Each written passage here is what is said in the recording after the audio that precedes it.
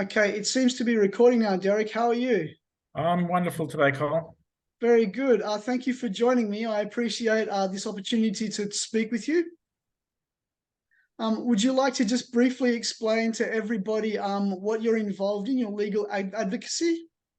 Okay, thanks very much for having us, Cole. I'm speaking to you from Northern Victoria, and there's a really important reason why we're in Myrtleford, because that's where a court case, which is still incomplete, against the Premier of Victoria, Dan Andrews, was actually held, wasn't conducted according to law, and that court case is still pending. So a friend of mine who was directly involved in this was involved in the paperwork and the documentation, which we are using successfully in 5 states.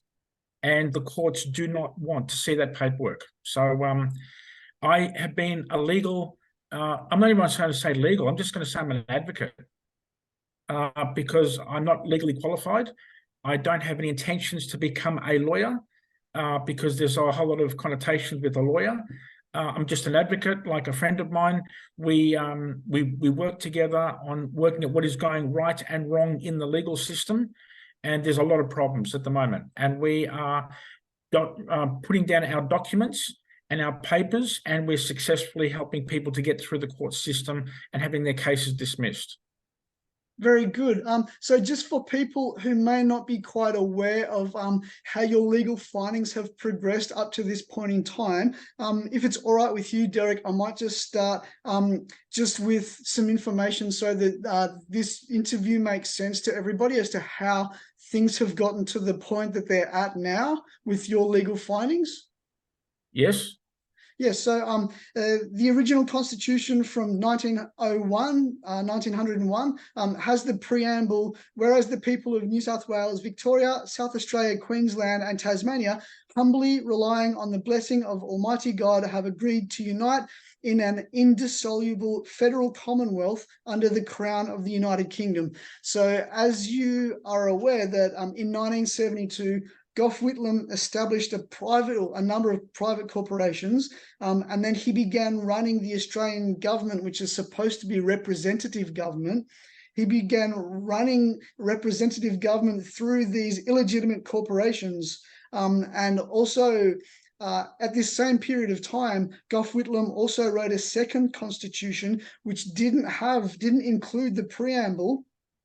And this had the legal effect of no longer including Australian people as sovereigns of the Commonwealth of Australia. Is that correct? Yes. There's going to be people watching this recording and they're going to have different interpretations. I'm going to give you my interpretation. I have not studied all the documentation back from the Whitlam government, but he did alter the constitution to what we call the corporate constitution that we are able to access today, as opposed to the Commonwealth Constitution, which created our country in 1900. So yes, he did make changes to it, including the Royal Styles and Titles Act, which he was not entitled to make because Queen Elizabeth did not pass. She did not disappear from the scene. So he created a law which is unique in the Commonwealth, which invalidates everything. So he tried to remove the Queen from the Royal Styles and Titles Act. He actually made a Royal Styles and Titles Act when the monarch was still continuing in her role as our monarch. That law can only be changed when there is a passing of a monarch. And in Australia right now, we have not yet heard if that law is going to be changed to formally recognise King Charles III. And I've also seen in your emails that you were discussing that that our Prime Minister Anthony Albanese has repledged our allegiance to King Charles. What effects does these have, Derek? The first effect, which we've tested in court cases, Cole, is when we bring this into the courtrooms, the lawyers, the sheriffs, the police, the bailiffs, everybody involved in the court system are on the wrong side. What does that mean? Well, we have a Prime Minister who repledged his secular oath of allegiance. What does that mean? It did not recognize Almighty God. If you don't follow the letter of the Constitution, it is not correct. He's made it look like everything's the same. I make my opinion here, which some people may have a different view. He did that because he wants to take us to a national referendum at the end of this year for the voice. So to make sure that nobody would complain, we have got this incorrect, invalid, repledged oath of a secular oath of allegiance on the 6th of May this year. Yeah. So we will just, as you've touched upon the voice proposal just now, Derek, I'll just go through that. The Labor government, they are pushing the voice proposal, which actually seeks to bring Indigenous Australians under the corporate contract. Would you like to discuss and explain what this means? I'm going to go back to an amazing lady, and her name is Grandmother Malara. And I actually spoke after her in Warwick in Queensland at the end of April. And she has got a recording which beautifully captures, in her words, the difference between the Indigenous people who were not consulted. They were not involved in the discussions for the voice. This was done by outside forces. And she said it's got nothing to do with them. And the Indigenous people of our country do not need to be included in a corporate constitution. So that's freely available. It's on YouTube, and that's where I start the reference point to it. Now, let's go back to the Labor Party. They have been ideologically, spiritually bankrupted, of course, opposed to the Queen, to the Constitution, the royal family, and everything in between. So when Anthony Albanese on the 6th of May had to go to London to repledge his secular oath of allegiance, he has given us back access to the Constitution of our country. So this is what people need to understand, Cole, is we know that he's not doing it because he's giving us back our rights. He's doing it because he's doing it for a political reason to proceed with a national referendum for the voice before the end of this year.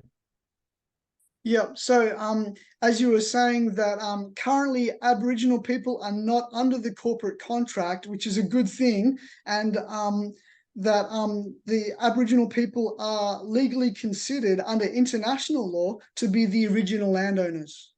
Correct. And Grandmother Malara's own words were, they do not have any reason, need, or want to become part of a corporate constitution, the one we have in force at the moment, because it's been altered. It's been changed from the original form, and not for our benefit either. So the voice referendum is a scam, actually. I'm happy for you to use that word, scam. Yes, it is, because it was not done with the consent of the Indigenous people of our country. So yes, it's a scam. Would you like to explain for everybody, Derek, what the voice referendum is really about? What are the implications for rural landowners, and what would occur if there was a yes result? Okay, again, lots of people are going to have different versions and different ways of talking about it. It is simply this. I have been saying this since before COVID, that they are going to abolish everyone's certificates of title rights, which they have now done in every state and territory. And what that means is that in the event that they have the ability to push through this national referendum for the voice, that means every state, every territory, the federal government is under one political party. We've never, ever, ever been in a situation one party controls our country. They have made it their policy that no one will own property, and that's already happened. But to complete the package, they've got to bring in the Indigenous people into the Constitution, and then we can be packaged up and delivered to the United Nations. Because currently Aboriginal people are the original landowners, and they would be ceding their ownership to the corporate contract under this voice referendum if they vote yes. Exactly right. So when let's just call us everybody else, right? Because we come from every corner of the world. If we do vote in the majority to go ahead with the voice, we've lost our properties. We've lost our rights and it's gone. That includes farmers, it includes homeowners, it includes business people. We've lost our rights completely and it's over. So yes, everybody has an interest to understand the Indigenous people did not have any involvement in this whole idea of the voice. It's a United Nations agenda, actually. Yes, yes. And can I ask, Derek, would you be able to explain for everybody your recent legal findings and what you are presenting for evidence in court, that there has been no valid federal elections since 1980. There's been no valid state elections since 1980. Is that correct? Yes. Some people, again, are going to say, oh, no, it started much earlier. No problem. I'm talking about documents that we now have in our control, which we've demonstrated in public meetings in Victoria, and we're actually going to go to another public meeting in Myrtleford this evening, because Myrtleford is central to everything we're doing because of the case against Daniel Andrews, our Premier. So people say to me, where's your proof? And I'll say, I'll give you the proof back to 1980. There was no governor in any state to have an election for the Senate. The governor is key in the whole election process federally and at a state level. You take out the governor, there's no system left, it's gone. And this also, you believe that the legal implications of this are so significant that we're even talking about contracts between a borrower and the bank, that it actually has no legal standing since 1980. Oh, there's an article on the ABC website, which I think we discussed earlier, and Ita Buttrose, in her wisdom, has allowed that article to stay up. I never spoke to Emily Baker of the 7:30 report. I have responded to Ita Buttrose, David Anderson, the chief executive or managing director of the ABC, and Corey Janke, who threatened me with legal costs if I go and take this to court. And I said, there's a problem there. If you are concealing treason, against the monarch, you do not have a right to ask me for $1. But I can sue you for damages because you have now put down a statement that I allegedly said elections, mortgages, and council rates are invalid. Now the ABC have to prove me wrong, and they can't do it. So there's very serious legal implications that have unfolded because there was like an agenda to establish private corporations and then try and run representative government through these illegitimate corporations, and now it's a complete mess. Yeah, complete mess. Now I'm going to drop a bomb because it's now public, because it's been on mainstream media since January. Back at the beginning of this year, 880,000 families are going to see their fixed interest rate mortgages reset. What does that mean?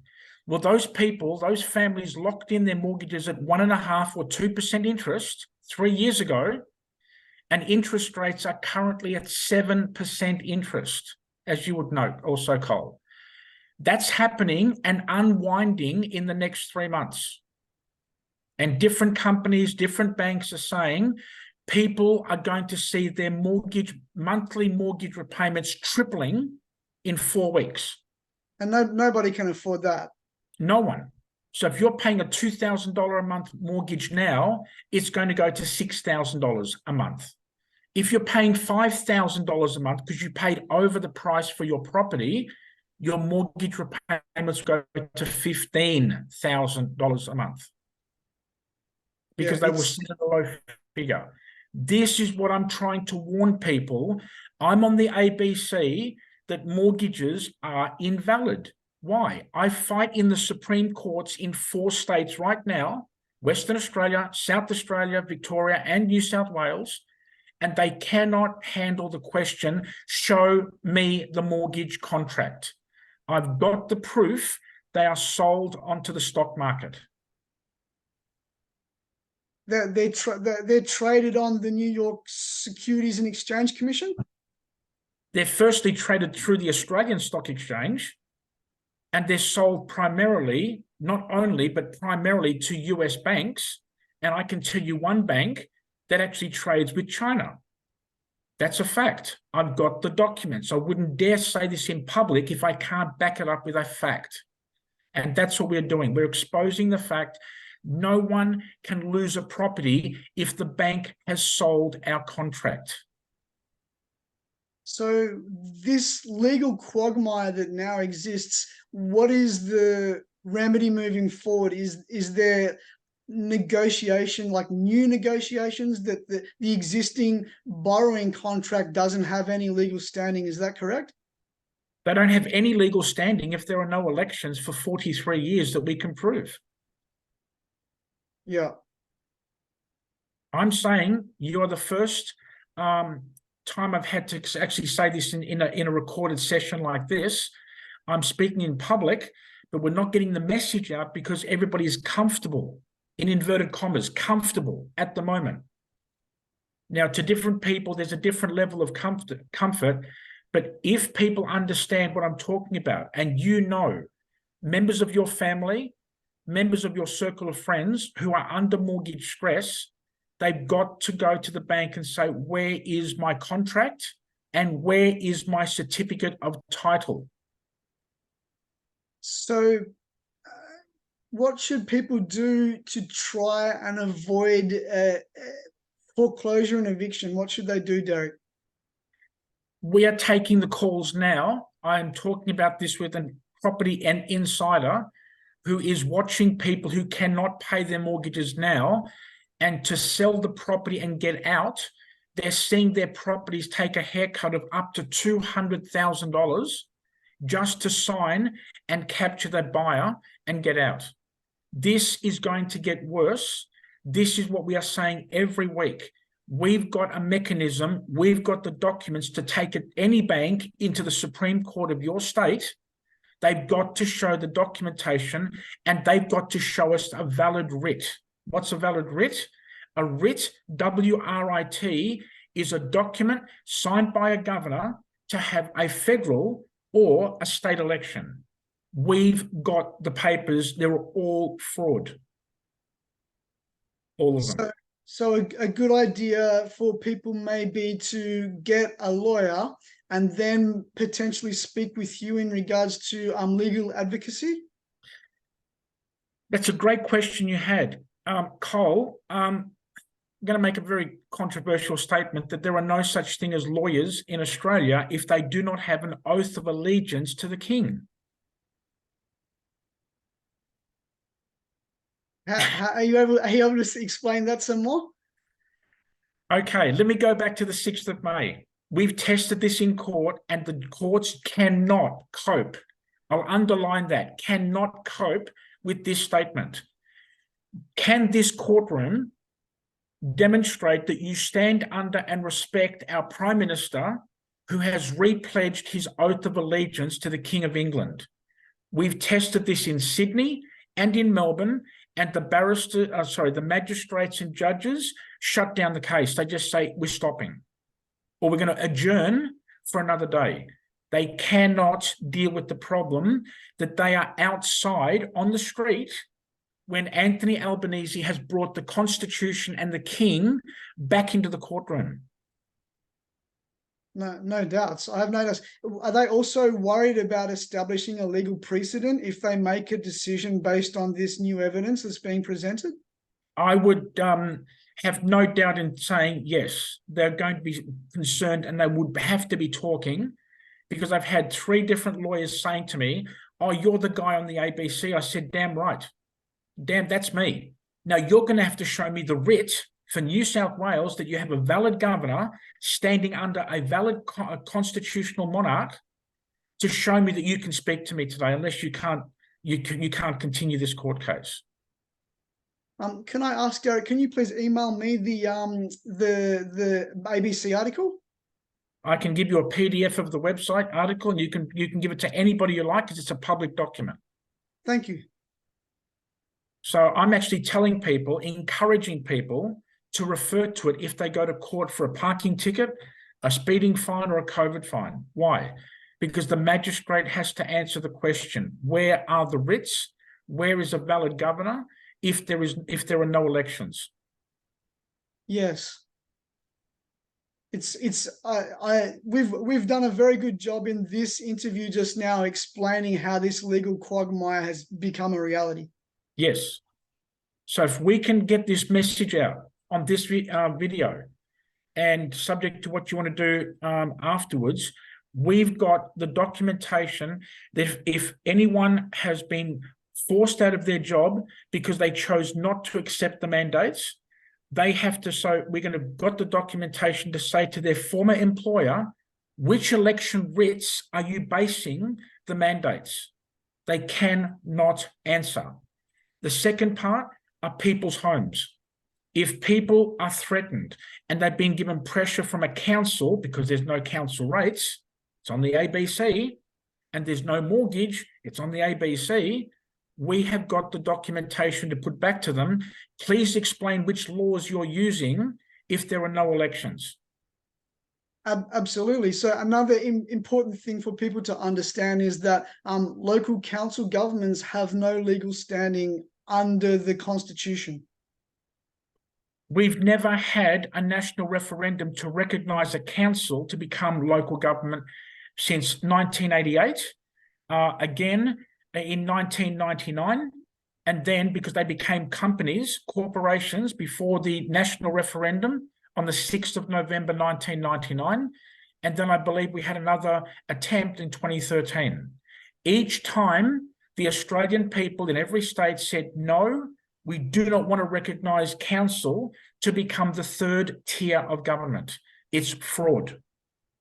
And additionally to there being no legal recognition and no legal standing for local council governments, that also, I mean, even if these local council governments were legitimate, which they're not at all, there would also need to be a contract between the corporation and the individuals. Is that correct? Absolutely. No different to having a mobile phone or having an account with an electricity company. They're a corporation. I've argued this in court. They have an ABN number. They pay GST. And yeah, exactly. They, as you said, they have an ABN number. Yes. Yeah. And that's what I'm saying to people. When we explain, how can a council demand you pay money for council rates with, number one, we've got the proof from the Australian Taxation Office. I'll say that again. The Australian Taxation Office have given us a gift that there is no such thing as council rates. It's a property tax. So it's incorrect at law. Then no one who understands what we're trying to say is give people a threat that they will lose their home because they can't pay council rates or a mortgage from a bank. But that's what's happening, and it's going to be an avalanche in the coming 3 months. Yeah, I don't doubt it at all. So all I can say, Cole, is that if your listeners are in that situation, is to contact you, because this message, we're trying to get this out across the land as far as we can. Yes, I'm actually not a lawyer at all, but I will be putting your Telegram channel in the description under the YouTube video, and then when they check out all of your content in your Telegram channel, they can see your email address that you list when you make your posts in Telegram channel. Thank you very much, because if we can get the message across, we are looking at the situation in Victoria where, good, bad, or otherwise, we don't have the reason. We have our own suspicions. Our governor, in between all this calm and peace, is now stepping down, and a new governor has now been recognised. We don't think that's a coincidence. So what I'm saying is, no governors exist in any state to hold a state election or a federal election. This affects everybody. No doubts. And so these legal findings, how do they impact the United Nations Smart Cities agenda that they are trying to roll out through local council governments? I'm glad you asked that question, because I've been trying to reach people and get this message across New South Wales. Why New South Wales? Because on the 11th of October, 2023, Sydney is hosting the 14th International Smart City Expo to celebrate smart cities and climate change and why it's a great idea to be locked down in a council area. Sydney, in 4 months, is hosting the Smart Cities Expo for the whole world. Yeah, it's a big deal. Yes. And don't please be misunderstood. This didn't just was an idea since the 25th of March. Why do you pick that date? Because that's when New South Wales had a state election. This was in the planning underneath former Premier Dominic Perrottet, who invalidated the federal election last May and the New South Wales state election in March of this year. This was planned by the Liberal government under Dominic Perrottet. Yeah, I don't doubt it. We see that in Melbourne here in Victoria that Daniel Andrews wants to propose charging people $10 to drive through Melbourne CBD. Like, is this all kind of connected to the same green agenda? Or? Absolutely. It's going to smash and destroy a lot of small business people. That's the first problem. The second problem is because he overspent and wasted billions during COVID. He's now passed down a budget and he wants that to be passed on to the Victorian people, trying to get through this mess, which is we are trying to say it's not our problem if there are no valid elections, if there's no valid governor. It's not our problem. Yeah, absolutely. And as you said, that even when the referendums have been held to try and implement a recognition of local government in the Constitution, it's failed. It's failed. The referendums have failed. Exactly right. So if Victorians accept it, then it's our own fault. We are not talking about saying we're going to talk about it like other groups. We actually have a solution. And that is activating our council laws, which is my friend has done a document, and I give him a lot of credit for what he's done. I have no fear to speak about this in public because I have to do something, because it's going to affect too many people. We need to get our council laws, who we pay and we elect, allegedly, to put a motion together to move to sacking a state governor. And that's where we come from. This applies across into every Australian state. Yeah. And so, yeah, it's a legal mess. It's a complete legal mess, isn't it? It is. And people are suffering now, and they don't understand it's only going to continue. There is no end in sight of how long they can continue to lift interest rates. There's no end in sight about how much the shopping trolley for a family is going to continue to increase. I've noticed my own shopping trolley is doubled in 12 months. Yeah. It's not going to stop until we say this is where we're coming from. Okay? Yeah. So this is what we're trying to say. Certainly. Can I also ask, Derek, what should we be doing to push back against the UN Smart Cities agenda, which they're going to be trying to roll out through local council governments? Well, that's a great question. We are trying to put together the public meetings in Victoria. We've had them in Wonthaggi. We actually won a case before COVID, proving that there was no such thing as councils in Victoria, which applies to every Australian state. We have another case which has just been heard on Friday, the 9th of June. The guy who operates and started the group called My Place, I wrote his affidavit with my friend, and we have put together the proof that there were no federal elections, there was no state election, which he stood for, but there's no such thing as a council in Victoria. And we are going to get that document to anybody who wants to see the proof, because nobody else is prepared to say what we're doing in public. We have got to get people to say from different councils, we have the document to give to our councillors, to have a meeting and to write the letter to say to the governor, you are sacked. But in Victoria, we have just been notified, I think over only this weekend, a new Republican governor is going to stand in, I believe in August, from Linda Dessau, who has never written a valid election writ in 8 years. 8 years of fraud.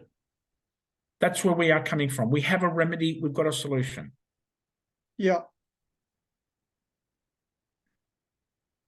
So so the best thing would be for I guess how are you going to be organizing the public discussions with regards to this remedy? We're running public meetings. We've been to Wonthaggi in May. We've been to Sale in Eastern Victoria. Been to Maryborough in Western Victoria. I've been to Sydney in Enfield only 2 weeks ago. And unfortunately, we hit a power outage. They were doing lots of works or something happened. And tonight we're going back to Myrtleford in the northeast of Victoria, which is where the case was meant to be held 17th of December 2021, and the magistrate shut it down without either side being in the courtroom. That's a fraud. That's not law. Yeah. They're in panic mode, yeah? Yes. We just need support. We need to find out who loves our country, literally, who loves our country now. Yeah. Because at the moment, if they get their smart cities, we can't reverse this. It's going to happen, and councils will have the authority to fine us, charge us, lock us in our homes when they do make that decision to do so, alongside the introduction, which the Treasurer, Jim Chalmers, has confirmed on Channel 10, I've got the video, we are going to get a central bank digital currency. It's going to happen. We have our opinion, we have our suggestions and beliefs, but we don't have a date, a hard date just yet. And then the worst part of it all is we have been led to believe that the destruction of our property titles will happen before the end of this year. Before the end of this year? Yes. That's from a law firm, and we have that from On Good Advice, that they are still available. And we're telling people, you've got to be patient and persistent, and you've got to say to your bank, we want our certificates of title, and they will say they're no longer valid. And we say to them, great, I want my certificate of title, because they are going to destroy them. And that's why we have a time frame to try and deal with, to get this matter and this subject out. Yeah. And that kind of like, if we're going forward in understanding like what is kind of being planned, that we refer back to Kim Beazley explaining that the United Nations agenda that they're planning is that they actually don't want individual title land ownership once Australia becomes a republic. That's when the hammer comes down, and the United Nations want to actually have control over land ownership in Australia. Correct. And my friend and I have made a diagram. I've actually made a map of Australia, which is all red on the mainland, meaning one political party has taken control of local government, states, and the federal government across the country. And they have in their manifesto, their beliefs, that we are not going to be entitled to have land ownership. So to do that and to finish the process, they need to bring in the Indigenous people to have them recognised into the corporate constitution. They need the Aboriginal people to cede their ownership of the land under the corporate contract. Yes. Yeah. So we believe, and no, not believe, we know the Labor Party is not interested in the Constitution, not interested in the King or the royal family. They are doing it because they want us to vote for the national referendum by year's end. And if that happens, it is the end. It is over. At the moment, like the very most recent now, referendum polls, it's 46%. It's dropped under 50% now. Yes. And I am not going to spend a day and waste a day. And I'm very grateful for us having this talk tonight, that we've got to get this out and saying we don't want to recognise them, because the Indigenous people do not want to be recognised in a corporate constitution. They don't have to justify anything. And I stand by Grandmother Malara's statement We've got her Facebook page with her YouTube statement. This is what we need to share with people to stop this happening. This is absolutely not what we voted for. Yeah, that it's as you know, Derek, that it's an interesting situation in Australia specifically because what has played out since, I guess, 1788, like from the beginning, that actually the Aboriginal people, their original sovereign ownership of the land hasn't been interfered with. It still hasn't as of now. Well, that's what I'm trying to say to people. We've got to get this message out that this is not what we voted for, to become part of the United Nations. So we have to tell people we've done the research. My friend and I have been on the road in getting this out across Victoria. We'll go interstate if we have to, but this is what we need to share. People need to understand you don't have rights over your property anymore because we have got no elections. It's finished. It's not trying to be clever or trying to be smart. It's simply about the fact of what's happening with the fact that we don't have elections. Yeah. We've argued this in court. We've actually got the most amazing responses from magistrates and judges. I'm going to be in Sydney in the district court on Wednesday, and we're going to be stating that question. Where is the election writ for the New South Wales election in March 2023? And we know what they're going to say. We're not going to go any further. Yeah, they don't want to set a legal precedent. Yeah. They can't. Exactly right. Make a very simple statement. If you can show us a valid writ from a valid governor under the King of England, no problems. Go ahead with your penalties. Yeah. And I would also say as well that this same legal quagmire applies as well, that fines to people for going outside of their 15-minute cities or traveling through Melbourne CBD and not paying the $10 fines, that there's actually the local government, local council government has no legal standing. It's not recognized, not legally recognized under the Constitution. There is no government in Victoria, period. There's no government in Sydney. In Victoria, it's called the State of Victoria, Parliament of Victoria. You can look it up. It's got an ABN number. There's another company called the Department of Premier and Cabinet. That's got an ABN number. Two companies are running Victoria. There's no parliament. There's no government. Yeah. And an interesting thing to mention now, Derek, now that you brought this up, that obviously the Australian Taxation Office is a corporation with an ABN also. Yes. I've got the documents that they're partly owned by the Commonwealth Bank, BlackRock, Bank of America, and a list of other names and companies. And I don't understand why we can't get the support to say we've got the documents. We need support because the courts are going to be doing everything to try and block our argument under statute law. What's a statute law? It's made for a person without a king or a queen. But we are still accepting it, and people are not getting the point. We are doing this and we're getting the results that nobody else can copy. That's why we get a lot of people looking in our direction, trying to say, well, this man said that elections and mortgages and council rates are invalid. I said, oh, yes, you need to have a governor to have a state and a federal election. We don't have them. Yep. This has been a great interview, Derek. I'm very impressed. Well, we're not here to impress. We're here to say to you, after the weekend I've had up in Northern Victoria with a wonderful group of people to share what we have to try and do, we've got to step it up. We've got to get this message out because time is not on our side. And all the other groups on social media, and I know, and I've spoken to some of them, are there just for the popularity. This is a game for them. They're looking at their Facebook numbers. I don't even know how many people go to my Facebook page. I don't go there. I'm not interested in social media. I'm only interested is to tell people we have a public meeting to produce the information and the documentation, which my friend and I are going to be doing tonight in Bright, in Northern Victoria. We're going to record it so people can see we are not trying to be clever or fancy. We're using fact.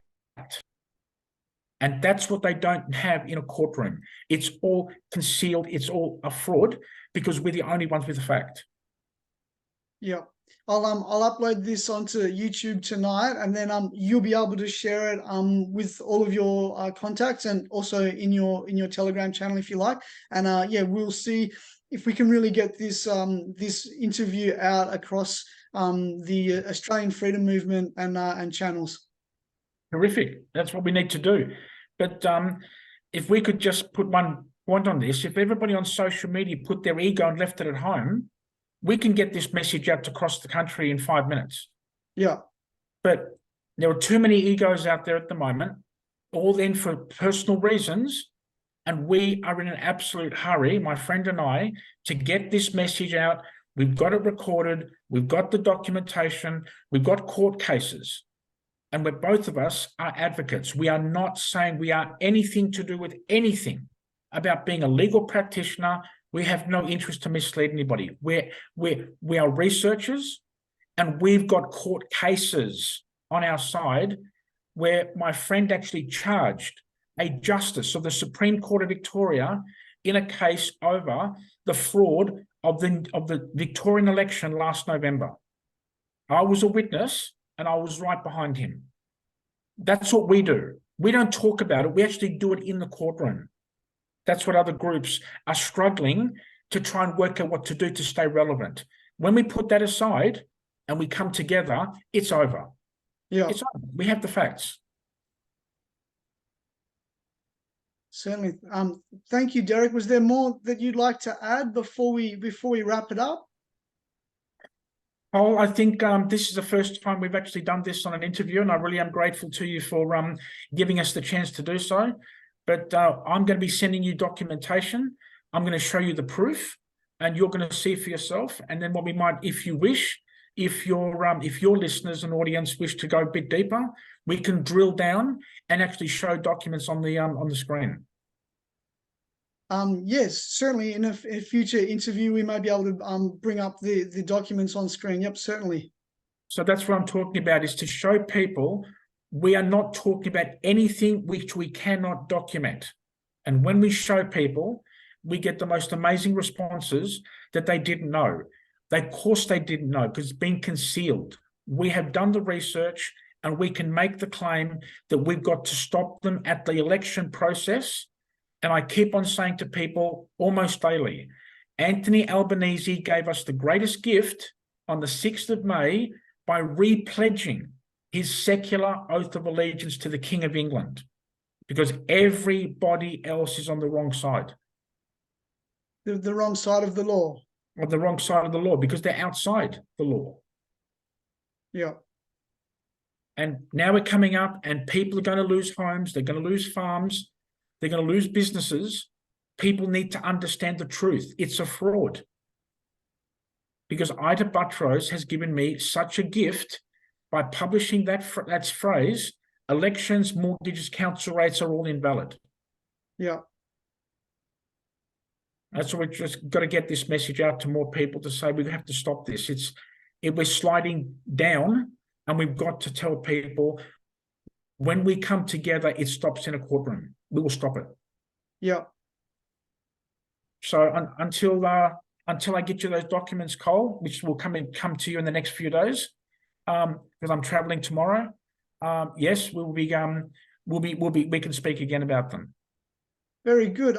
Also, have you looked at Scribd as a website for documents that are able to be publicly viewed? Have you considered Scribd? I'll have a look at it.